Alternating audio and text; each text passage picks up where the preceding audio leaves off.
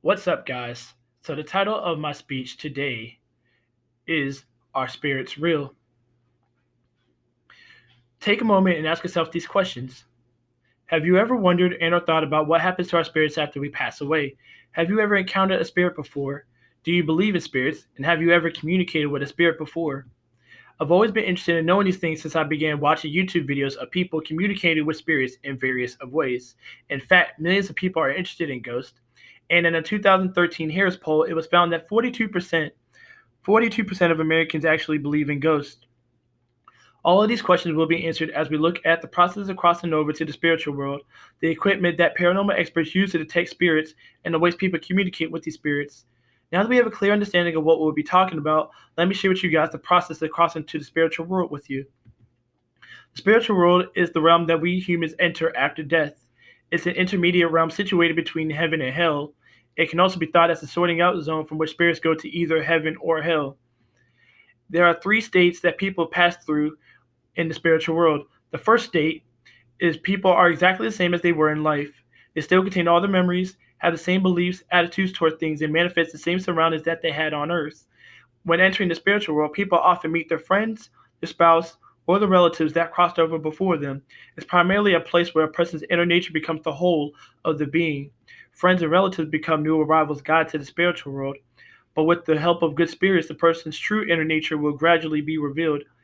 Depending on how long it takes for a person's outer nature to harmonize with their inner nature, the first day can last from a few hours to a year or even more.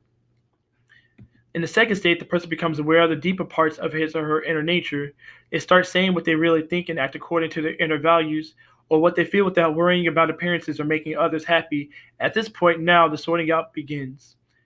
In the third state, the person's both inner and outer nature is revealed and will determine if they will go to either heaven or hell. Wherever they end up is not a punishment, it's simply the place where they feel the most comfortable.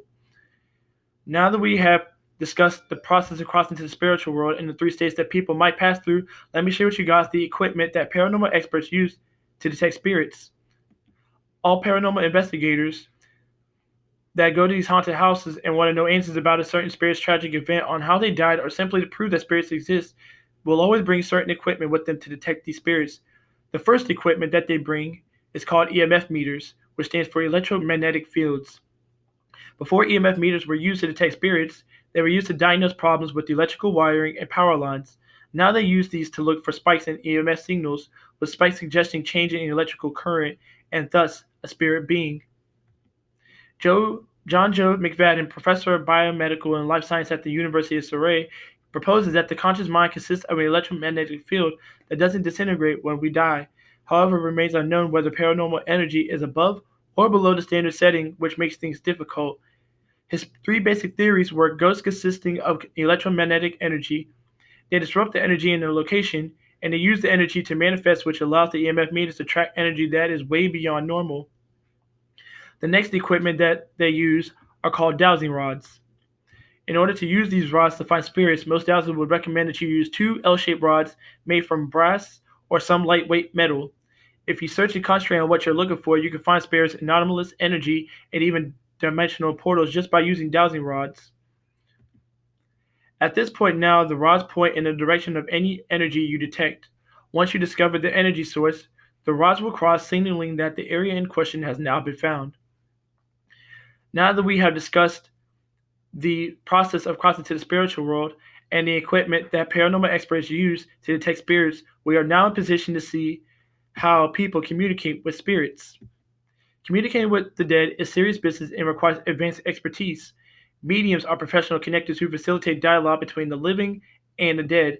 And according to Jessica Linyadu, who is a medium with 2 decades worth of experience, says that being a medium means that you can hear, see, and feel those who are no longer in their physical bodies.